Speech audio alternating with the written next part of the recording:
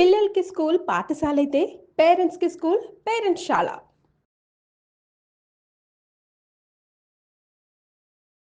అందరికీ నమస్కారం. నా పేరు మాధురి. మనకి శని వక్రిస్తున్నాడు. ఈ జూలై 13 నుంచి ఉందంట. మరి వక్రిస్తున్నప్పుడు ఇప్పుడు దాకా ఏ రాసులను దాటుకుని శని వచ్చాడో మళ్ళీ ఆ రాసులకి వెనక్కెళ్తున్నాడు కాబట్టి ఎలాంటి ఎఫెక్ట్స్ రాసుల పైన ఉంటుంది.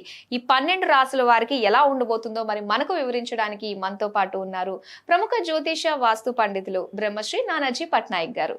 నమస్కారం గురుగారు. శ్రీమాత్రే నమః. గురుగారు, మన జాతకంలో నుంచి శని వెళ్ళిపోగానే కాస్త ఊపిరి పీల్చుకుంటున్న ఫీలింగ్ మనకు కలుగుతూ ఉంటుంది.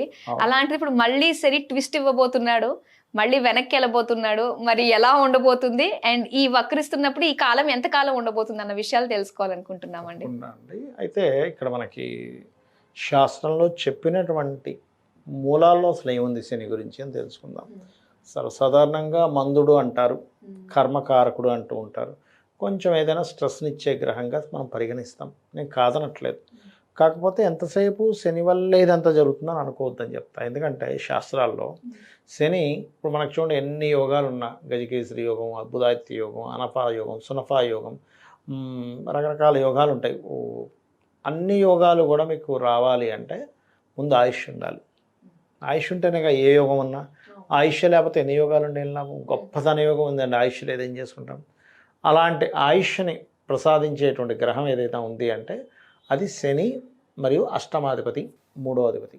సో శని స్ట్రాంగ్గా ఉంటే ఆయుష్ బ్రహ్మాండంగా ఉంటుంది వారికి, ఇంకా అందులో తిరుగులేదు. అంటే పూర్ణ ఆయుష్ అన్నట్టుగానే ఉంటుంది, పూర్ణ ఆయుష్గా ఉంటారు వాళ్ళు. అంటే ఇప్పుడు కాలమానంలో ఒరిజినల్గా అయితే 120 years మనకి ఆయుష్. అలాంటిది కనీసం 70-80 సంవత్సరాలైనా ఖచ్చితంగా బ్రతుకుతాడు. కొంతమంది 100-120 సంవత్సరాలు బతికిన వాళ్ళు కూడా ఉన్నారు. ఎందుకు హిమాలయాల్లో కనుక చూసినట్లయితే 500-1000 సంవత్సరాలు బతికిన వాళ్ళు కూడా ఉన్నారు. అలాంటి ఆయుష్ని పరిపూర్ణంగా ఇచ్చే గ్రహం శని.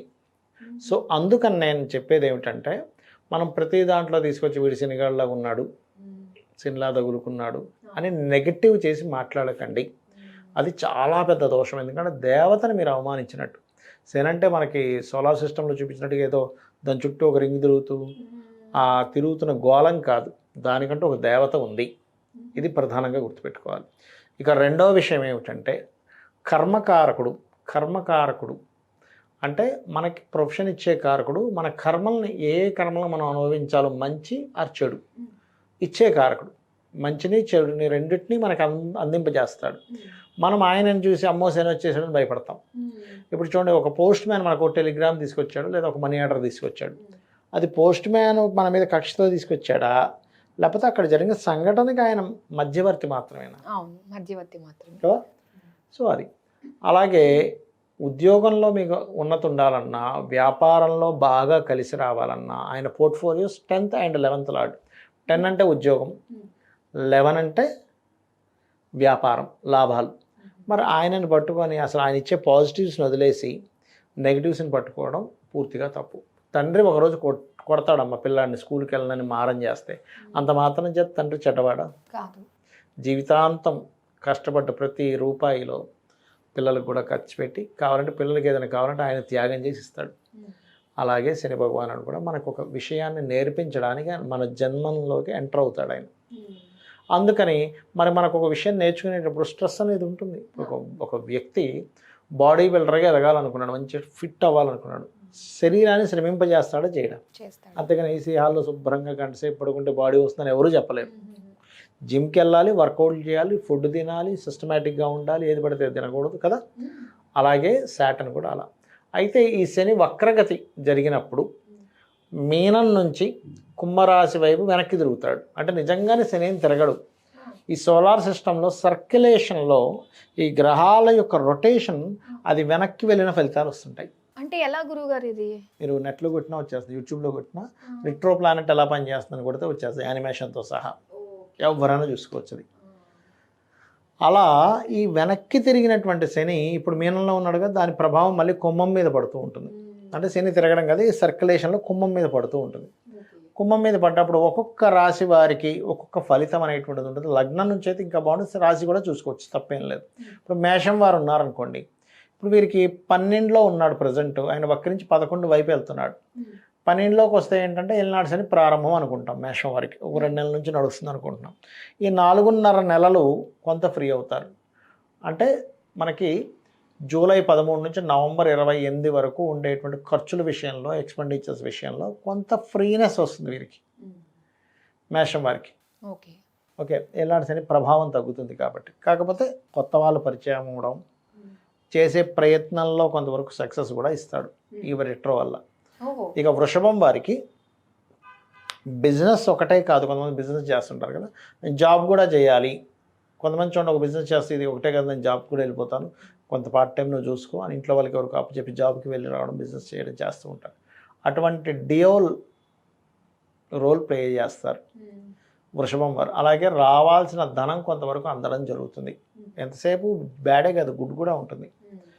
అలాగే మిథునం వారు అనుకోండి, వీరికి ఎలా ఉంటుందంటే ఉద్యోగం ప్రయత్నం చేసేటువంటి వారికి ప్రజెంట్ ఉన్న కండిషన్లో వీళ్ళు ఉన్న ప్రదేశంలో కాకుండా వేరే ప్రాంతానికి వెళ్ళి, అంటే ఉదాహరణకి ఇక్కడ హైదరాబాద్లో ఉన్నారనుకోండి, ఏ బెంగళూరు, ఢిల్లీయో, బాంబేనో అలా అక్కడికి వెళ్ళి, ఏ విజయవాడ, వైజాగ్ వెళ్ళి ప్రయత్నం చేసుకుంటే, లేదా ఒక్కోసారి వాళ్ళకి విదేశీ యోగాలు ఉంటే విదేశాలకు వెళ్ళి కనుక ప్రయత్నం చేసుకుంటే ఖచ్చితంగా వస్తుంది. ఓకే.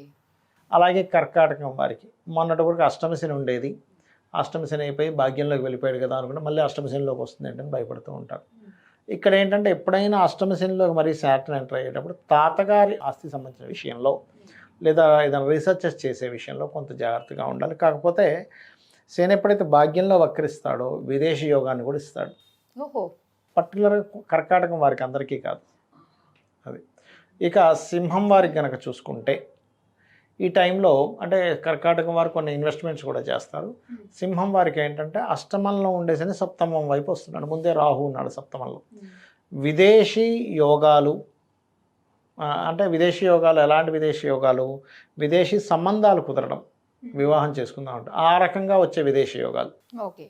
లేదా మీ జీవిత భాగస్వామికి ఏదైనా మళ్ళీ విదేశీ యోగాలు కలగడం, అదేవిధంగా సంబంధం ఒకటి ఇంకా వెళ్ళిపోయింది ముందుకి ఇది రాదులే అనుకుంది తిరిగి రావడం, వాళ్ళు మీ అమ్మాయిని చేసుకుంటాం, మీ అబ్బాయిని ఏమైనా అని మాట్లాడడం, అమ్మాయి కావచ్చు అబ్బాయి కావచ్చు.